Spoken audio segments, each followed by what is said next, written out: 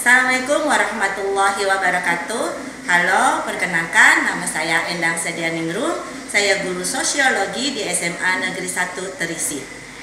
Pada kesempatan kali ini saya akan menjelaskan beberapa permasalahan yang saya hadapi ketika saya mengajar sosiologi di kelas 11 IPS 3. Minggu lalu saya mengajar sosiologi di kelas 11 IPS 3 dengan materi kelompok sosial.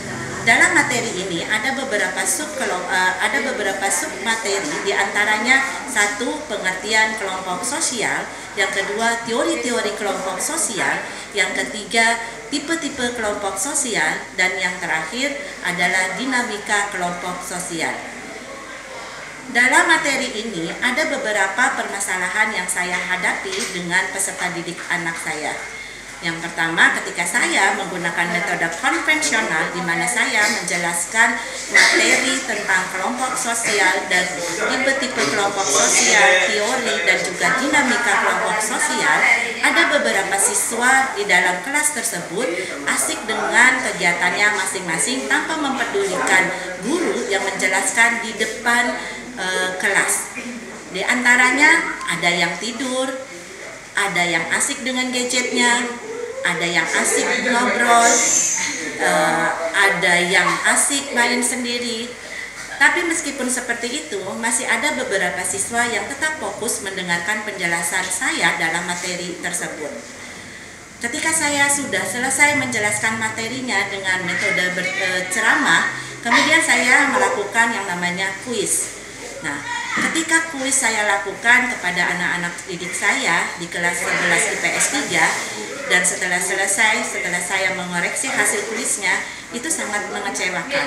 Hasilnya tidak memuaskan, karena banyak peserta didik saya itu mendapatkan nilai di bawah KKM. Kemudian saya melakukan coaching dengan teman sejawat, dengan teman sesama mata mapel pelajaran IPS, yaitu geografi, karena kebetulan di sekolah saya hanya sendiri mengajar sosiologi. Setelah saya coaching dengan teman sejawat, saya menemukan cara bagaimana saya bisa menyelesaikan permasalahan yang saya hadapi di kelas 11 IPS 3. Kemudian pada pertemuan berikutnya saya mengajar di kelas yang sama, yaitu di kelas 11 IPS 3 dengan materi yang sama. Tetapi saya sudah menggunakan metode yang berbeda. Saya menggunakan metode dengan menggunakan IT.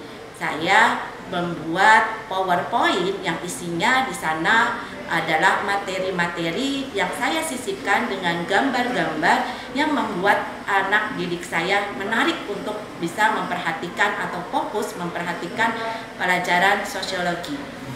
Nah, ketika saya sampaikan itu di depan kelas, awalnya beberapa anak tidak mempedulikan. Tapi ketika saya memulai dengan beberapa gambar-gambar yang menarik, terus kemudian saya sampaikan pula dengan cara yang tidak kaku, mulailah anak-anak didik saya yang tadinya asik dengan gadget, asik ngobrol, tidur, kemudian asik dengan kegiatannya masing-masing, mulai fokus, mulai memperhatikan pelajaran, mulai memperhatikan penyampaian yang saya sampaikan. Nah, setelah selesai saya menyampaikan materi saya dengan menggunakan PowerPoint, kemudian saya menggunakan metode yang kedua, yaitu jigsaw, di mana anak-anak saya bagi menjadi beberapa kelompok. Ada 7 kelompok dalam kelas tersebut. Masing-masing anak saya memberikan 1 nomor, 2 nomor, dan sampai berikutnya. Setelah mereka membuat atau setelah mereka membentuk menjadi 7 kelompok, maka masing-masing anggota yang saya beri angka itu saya suruh maju ke depan. Yang pertama, bagi mereka yang memegang angka 1, maka mereka maju ke depan. Begitu seterusnya sampai pada 4 angka, karena materi yang akan kita bahas itu pada kesempatan itu hanya ada 4. Setelah mereka memisahkan diri dari kelompok asal, kemudian mereka berkumpul dengan kelompok yang memiliki nomor yang sama, kita sebut mereka dengan kelompok ahli. Kemudian kelompok ahli itu terbagi menjadi 4 kelompok, kemudian saya memberikan materi-materi yang masing-masing kelompok itu materinya berbeda. Ada yang kebagian materi kelompok sosial, pengertian kelompok sosial, kemudian ada materi teori kelompok sosial, ada juga materi tipe-tipe kelompok sosial, dan yang terakhir dinamika. Setelah mereka berembuk, tim ahli ini kemudian kembali ke kelompok asal, di mana mereka menjelaskan kepada kelompok asalnya tentang materi yang mereka dapatkan. Setelah itu barulah kita memulai diskusi. Anak-anak dengan antusias, dengan senang mereka melakukan diskusi tersebut. Mereka saling bertanya antara kelompok satu dengan kelompok terakhir atau dengan kelompok yang lainnya. Itu berjalan sampai selesai, sampai akhirnya kita mendapat satu kesimpulan. Nah, sebelum saya melakukan refleksi, saya melakukan kuis. Karena kuis kemarin saya dapatkan hasilnya sangat tidak memuaskan. Setelah saya menggunakan 2 metode ini, maka saya melakukan kuis kembali. Dan alhamdulillah hasilnya itu sangat memuaskan. Anak-anak juga merasa happy, merasa senang dengan apa yang saya lakukan, karena saya sebelumnya tidak pernah menggunakan metode ini dalam pembelajaran saya.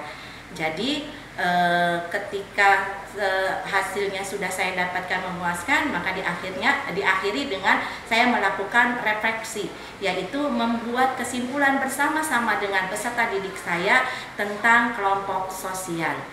Mungkin itu saja yang bisa saya sampaikan pada kesempatan kali ini.